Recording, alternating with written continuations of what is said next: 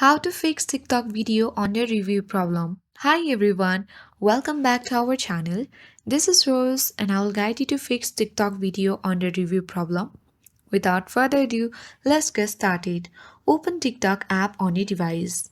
Make sure that you log into your account.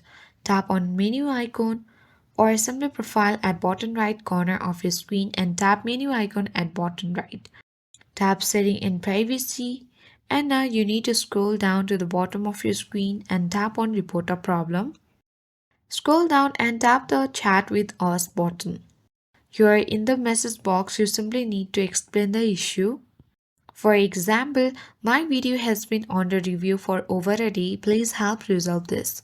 You need to submit the form and support will look into it. Note, sometimes you just need to wait for TikTok to complete the review process. It usually resolves on its own. So I hope this guide was helpful. If it was, then don't forget to like, share and comment. Thank you for watching and I'll see you in the next video.